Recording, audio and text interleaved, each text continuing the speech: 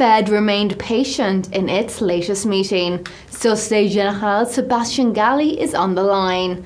Sebastien, what did you think about the tone of this meeting?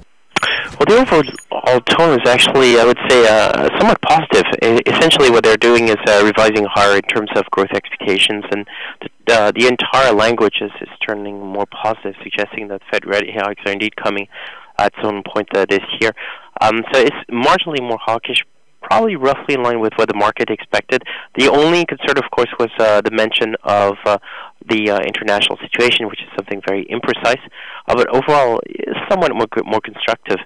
However, that's not exactly the way the market took it, but I think that's the overall tone and what we took from it. And Sebastien, what are your views on the US inflation puzzle?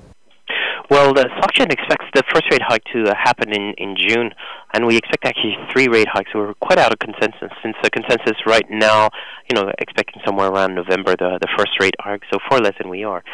If you think about the way the Fed thinks, it really doesn't target inflation now. What it targets is the medium-term inflation. Indeed, even though headline inflation is falling with the oil prices, which is a very large move, and then going through PPI and other parts of the economy, in the medium term, that effect will disappear. Will leave the consumer, as the Fed pointed out, much stronger, and so it will allow strong growth without a lot of inflation. But that inflation eventually should come through. There's a second puzzle for the Fed, which is, of course, that as the labor market tightens, there's not really signs of any wage pressure, which I think is a more global thing. As competitive pressures globally are very strong, there's great difficulties for many wage earners to be able to extract higher wages, excluding, of course, some sectors which are isolated.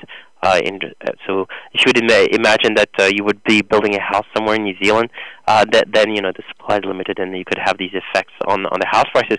If you think more broadly, there's a job market which is very specific and very isolated to the U.S., and you could see some signs of wage inflation, and this becomes ever more probable as the labor market tightens. So that puzzle, I think, is not yet mentioned by the Fed, but eventually will come through.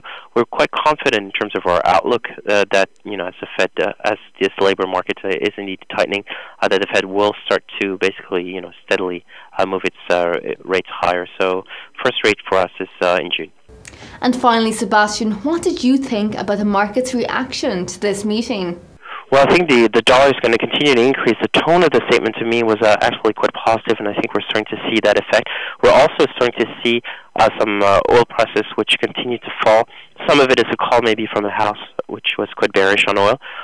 Some of it is linked to dollar strength, and I think as that combination of lower commodities and higher dollar will hit across the board, and we're going to see some significant moves. That can be seen, for example, in dollar CAD, which broke the key 125 level, and I think on the Aussie particularly as well, to a lesser extent on the Kiwi, we're going to start to see more of these moves lower versus the dollar. In terms of actual economic data, we have some variety of stuff coming out, particularly personal spending and the likes, and the ISM manufacturing, which is going to come on the 2nd of February.